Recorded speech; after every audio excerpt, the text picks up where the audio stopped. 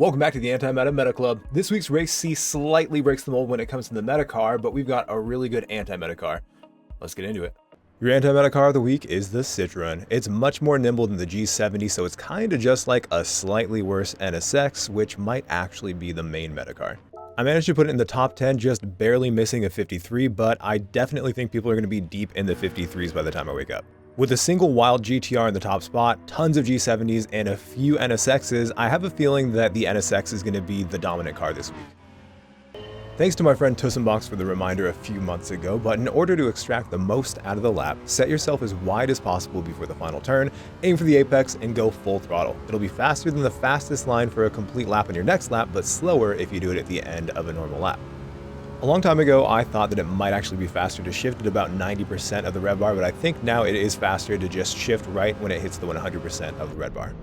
Look for this orange part of the barrier. When the entirety of your car gets past it, that's when you want to hit the brakes. Braking in a completely straight line, you want to wait until you're after the 50-meter board to then start turning in third gear. Trail brake carefully to the apex, make sure you add a little bit more steering before you then get on the throttle, and continue steering into the turn to make sure you don't go off the track. You can go up on the curb, but if you're sliding whatsoever, the curb will exacerbate that slide and it can make you spin. After you track out after that little kink right there, you're going to set yourself on the left. Beyond the 100-meter board, beyond this little access road, is this dark mark on the track, and that is your braking point. Immediately get onto third gear and turn in before the curb on the left. You want to carry as much speed as you possibly can through this, so as soon as you get on the curb, you're going to continue steering to the right and get on that throttle as soon as you can. Staying full throttle, you should be about in the middle of the track before you get to this curb here on the right, and right there is when you want to switch directions and lift off the throttle gently after the car is set to the left. I want you to note that I'm gradually lifting off the throttle while adding steering at the same rate before coming completely off and just gently adding brake to get up on the curb. I add throttle to widen the arc of the corner, then gently lift only as much as needed to hit this next apex before then getting back on that throttle as heavily as I can.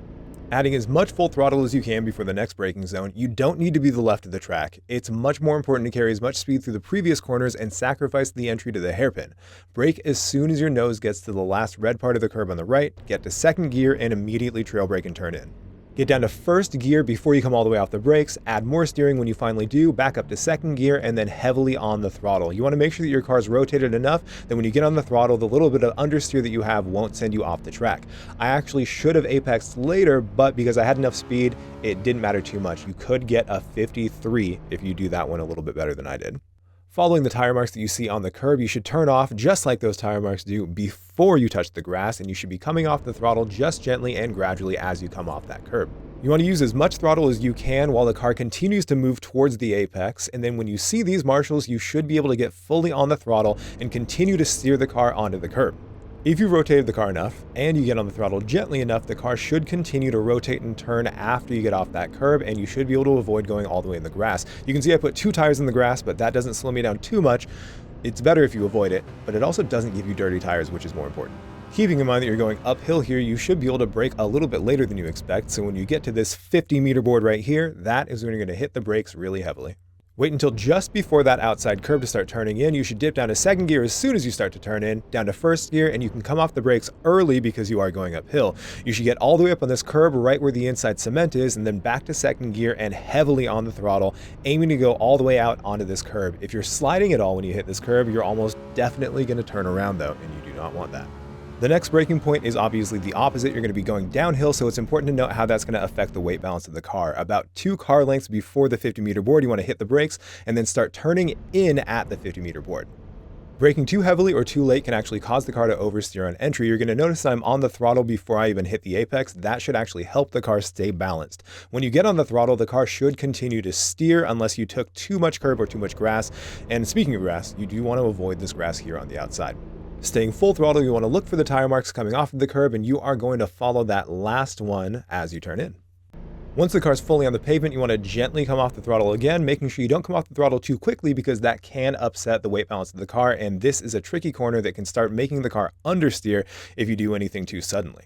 In this brief moment where I'm fully coasting, I'm adding more steering until it seems like the car won't steer anymore, and then I add just enough brake to not induce any understeer. When I get up on that curb, it should be right about where this orange mark is right here, and then I gently get back on the throttle. Staying full throttle as I continue to steer to the right, I'm going to look for this orange mark here on the right, and I want to be changing directions by the time I get to there, but I want to do it gradually. If you switch directions too quickly and transfer the weight too quickly with this car, it can make it understeer. Even in imperceptible amounts, it could slow you down more than you might realize. Your goal should be to aim to get up on this curb, but not use the grass like I did. I got really lucky that it didn't make the car slide. When you do come up on the curb, you want to lift off the throttle just gently to get the car to rotate a little bit to set yourself up for this next right-hander. I actually want to be a little bit more to the left to kind of match up with the beginning of these tire marks right here, but either way, I had to make do and I had to start turning in just about now. You'll notice that I'm changing directions, and as the car sets into turning to the right, I'm lifting off the throttle before then getting on the brakes just gently after the car starts turning in. Downshift to third as you go over that curb, and what we're going to do is come entirely off the brakes, turn in more, and add throttle. You may notice that I'm adding throttle and then sharply lifting up. The idea there is as I lift off, it's making the car rotate just a little bit, but not making me lose too much speed. If I added brake, I would lose too much speed, too much momentum, and I'd possibly make the car understeer. This is because I messed up the entry, and I messed up the entry because I messed up the corner before that. It's really easy to predict if you're going to mess up this entire series of corners just by messing up a single corner anywhere in the line. It did work well enough, however, and I was able to get up on this curb at the exact point I wanted to. You can see that I'm on the curb before I'm facing the eyes in the distance. That is actually where you want to be. A lot of people wait until they can actually face the next apex, but the car is going to continue to turn if you get on the throttle here, so you can carry a lot more momentum than if you wait until you're facing this apex right here. You'll notice that I'm not going straight over this curb. I'm staying full throttle, but I'm steering just to the right of it so I can change directions and have the weight of the car on the right tires before I hit this curb. That actually makes this curb allow the car to rotate around it rather than just bounce straight over it. Staying full throttle as I track out, I want to make sure I'm not using too much of this curb because it can make you slide really easily. I like to just barely use this curb, and you can see that I'm coming off the throttle just enough to make sure that the car doesn't slip there at all. Following the tire lines off that curb, I want you to notice that I sharply come off the throttle here to get the car to rotate, but then I'm adding more throttle again as I go up on this curb, lifting off just a little bit to make sure that I don't track all the way out into the grass and then get full throttle as early as I possibly can. Instead of focusing on the left side of the track or the left curb at all, I want you to look at the end of the curb here on the right. Once you get past that is when you're going to switch directions, staying full throttle as you do. Staying full throttle until the car sets into the corner, you're going to gently come off the throttle, then downshift and add a very, very small amount of brake. I want you to look at how little brake I'm using right here.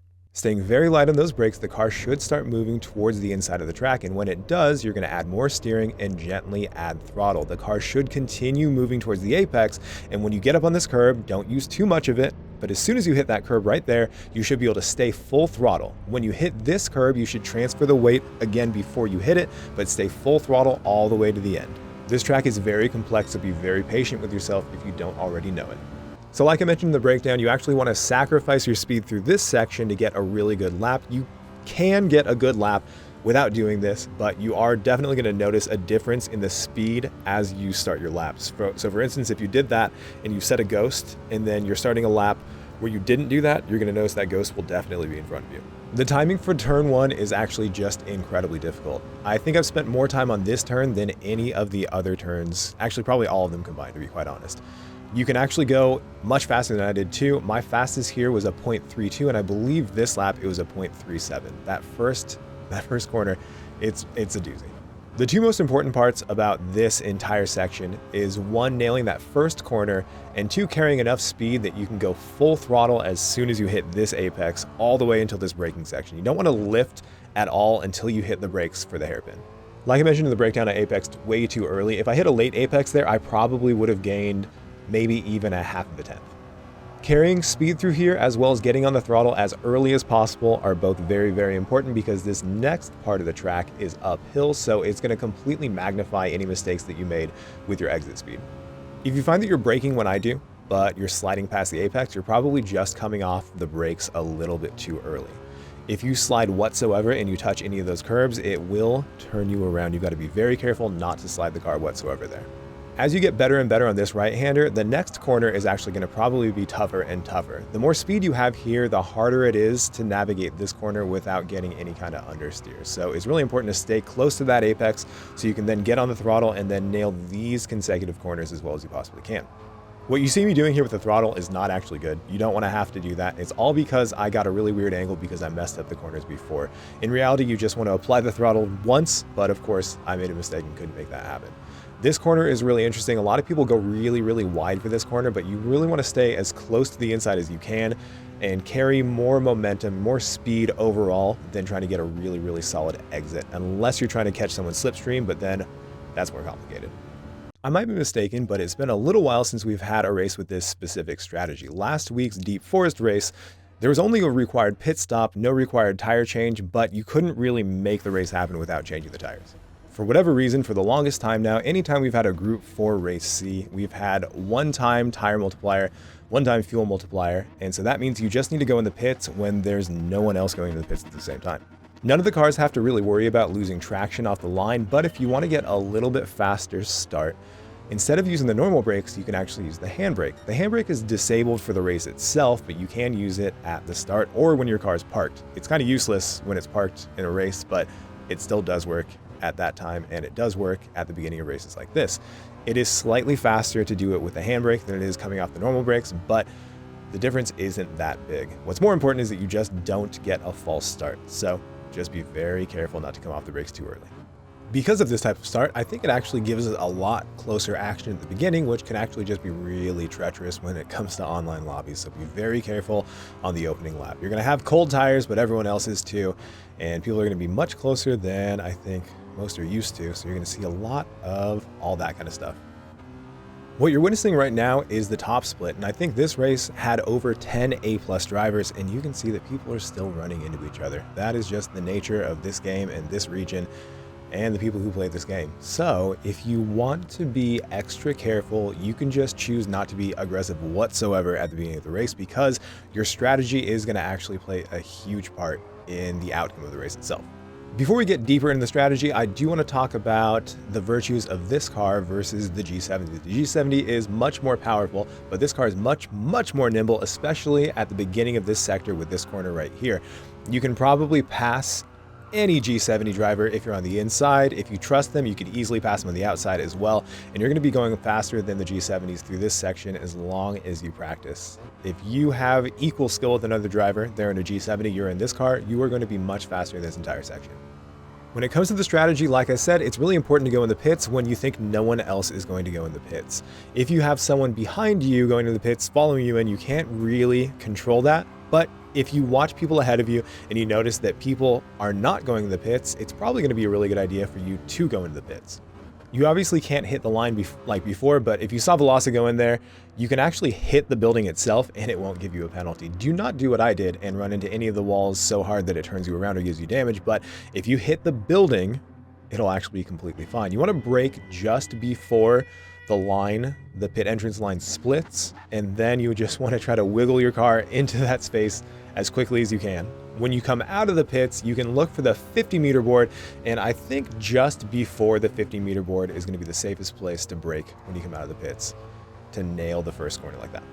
Now, using the strategy is going to be a bit of a double-edged sword. It's only a double-edged sword in the regard that you're probably not going to have a lot of action during the race, but as you probably know, action during the race is actually just going to slow you down.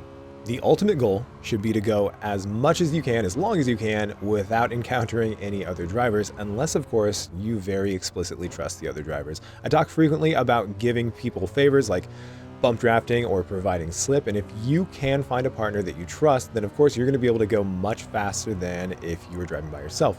For instance, if you and another driver that you know have really similar pace, and one of you bumps during the straight, you're going to go a lot faster in that straight section than you could go by yourself. That is risky, and of course it's entirely dependent on if you have someone that you trust that is also approximately your pace.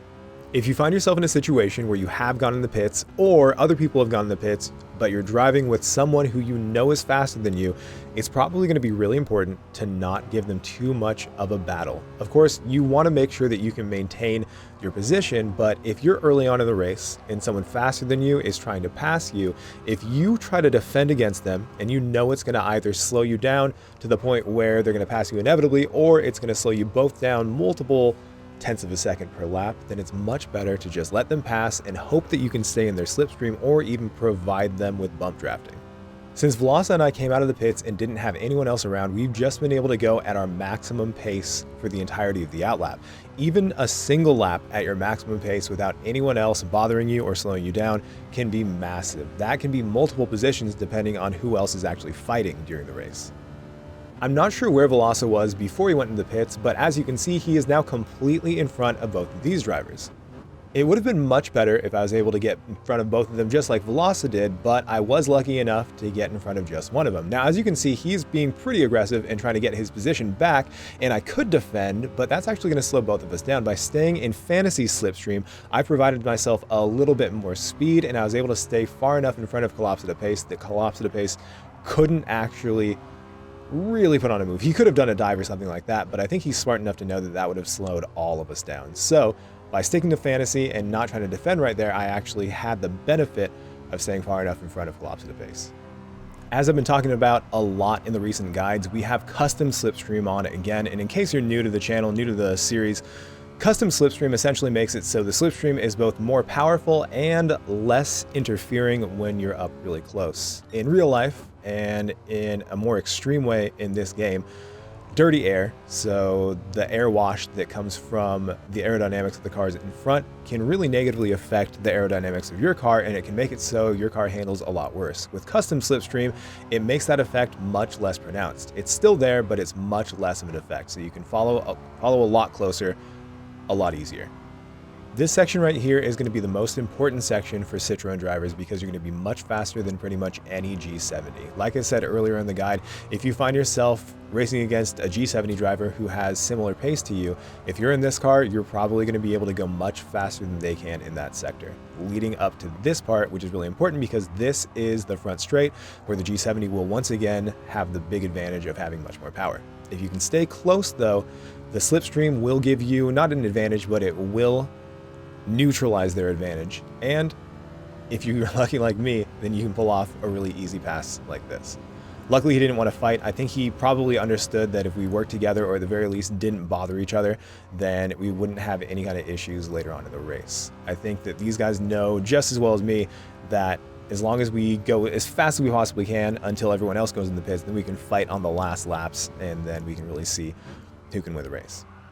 If you look at my name on the left, you can see that there's a red highlight number. It's 19.1 seconds. That is the distance between myself and the leader of the race. The pit delta itself is about 16 seconds. So if I can get that number down to 15-ish, then by the time the leader goes in the pits, I will then be in front of them by the time they come out. With that said, I still definitely had my work cut out for me because I had two G70s on my tail, and then just ahead, there was a G70 on a Porsche. The Porsche itself is not quite as good as the Citroën or the NSX, but it is pretty good. As you can see, Mike was able to put a move on Velosa, and that is immediately going to start slowing both of them down. So my goal right now is to stay in front of Fantasy so I could try to third-party them and somehow get in front of them. As those two are starting to fight, I want you to take note that I'm about 1.3 seconds behind both of them. As we jump not that far ahead, just the beginning of the next lap, you can see I'm already just about a half second away from them, much closer than I was before they started to fight. Not only were they slowing themselves down, but they also provided slipstream for me, so now the distance between myself and the person behind was doubled. Going to this corner, I thought it was going to be pretty sketchy trying to navigate it, but Velosa made a tiny mistake, and as you can see, Velosa is definitely a courteous driver. He made a little bit of a mistake, bumped Mike, but then he waited behind. Mistakes like that are going to happen. The only thing you can do is just wait behind and apologize, and I've made the same mistake before. But luckily, because that mistake happened directly in front of me, I was able to inherit their position, and I was now only 17.5 seconds away from the leader. The tables have now turned on me once again, however, because Fantasy was now again only 3/10 behind me, and I had no one in front of me to help out with any kind of slipstream. With the race already about halfway over, the only thing I can try to do is build up enough of a gap between myself and the people behind that they couldn't use the slipstream, and then I can really focus on just driving as fast as I possibly can without worrying about any kind of attacks and without worrying about anyone in front. And if I can do that for just long enough, then I could shrink that delta between myself and the leader down enough that when they come out of the pits, I could be in front. After the hairpin, I was about 6/10 ahead of Fantasy, but going into this section, I want you to notice that that has grown to 8/10. What you can expect with a good G70 driver is that number is going to continue to grow until you get to about the final corner. And when you get to that final corner, it's going to be a big equalizer. This car is not going to have nearly as much power as any of the G70s or any of the other really powerful cars, so it's up to you to make the very best of that final sector of this track. Coming off the final corner, I was gaining ground on Fantasy. I had gone from 8/10 to a little bit over 9/10, but I want you to notice what that number is by the time we get to the next braking zone. He has a tiny bit of slipstream, but it's not nearly enough to make an actual difference. You can see that he's an entire 10th faster in just that one front straight. Like I keep saying, Fantasy is also a very good driver, so once we get past that corner, there's another full throttle section that's quite long, and again, he's making that number shrink. The corners after corner 2 until probably the hairpin are probably going to be an advantage for me, but once you get to the hairpin, you have to think about the fact that he's in an all-wheel drive car that has a lot more power, so he should be able to get out of that hairpin a lot faster than I can. On top of that, I'm not actually sure why it's so good, but this long sweeping corner, the G70 appears to be superior to this car as well. A lot can definitely be said about how we're both driving these cars, but as you can see, I have the fastest lap. I've got a 55 flat, and this car is definitely capable of high 54s, and so is the G70. These cars are actually pretty evenly matched when it comes to race pace, but they're faster in different sections, just like the race that we had the other week at Suzuka with the race cars and the tuned street cars. It was at this point that I thought I might actually be in trouble, or at the very least, I'd have to watch my back the entirety of the race because he got down to 4/10, but it turns out he had a penalty. After serving it, he wasn't actually that far away, but this is the sector where this car shines, so he was actually no longer an element in this race. As you can see, the gap between myself and the leader is now down to 16.5 seconds, so let's jump ahead to the next lap. Jumping to approximately the same part of the next lap, and you can see that that gap is now only 13.5 seconds. That means as long as I go as fast or faster than the leader, by the time they come out of the pits, I'm going to be in the lead. Jumping to the next lap, about the same place, and I am just a little bit closer. That means if I just maintain this pace until he comes out of the pits, I'm actually going to be multiple seconds ahead of the leader. It's now that I think I should make the point of saying that I found a new glitch. I shouldn't say I found it. Actually, Rami and I believe Hellsfire, the guy in the lead, I believe those were the two, accidentally found a glitch where, for whatever reason, if the leader pits on the end of the penultimate lap, going into the final lap, sometimes it registers the second to last lap as the final lap, in which case anyone behind who tries to go in the pits after that will get an error and they'll just get a drive-through, not counting the pit, and they'll get that 1 second penalty for not going to the pit. We don't know exactly what causes that, but it seems to only happen when people are pretty close to the leader and they're also pitting on the penultimate lap going into the ultimate lap, the final lap. Anyways, with that said, this is the ultimate example of why choosing the right time to pit is the very best way to win this race. The very best thing you can do is drive completely by yourself, and even though it's a lot less action-packed, if you're just looking to win, imagine what you can do if you did this strategy from the front. I did this strategy starting way close to the back and ended up going to the pits on the first lap when I was somewhere near the mid-pack, and I am now 1.5 seconds ahead of anyone and multiple seconds ahead of the person who had been leading the race for the last few laps. I know the pit strategy stuff can be pretty confusing, so feel free to ask me in the comments if you have any questions, but if not, there you have it. This is why it's the ultimate anti-meta car. It can actually be faster than the other meta cars, the G70, the NSX. If you put as much time into this car as you put into any of the meta cars, then you should be able to go just as fast. Thank you for watching my video. If you liked what you saw, please don't forget to like and subscribe. And of course, I'll be making another guide every single week. I'm going to finish up with a look at my current members. Thank you very much. I love every one of you.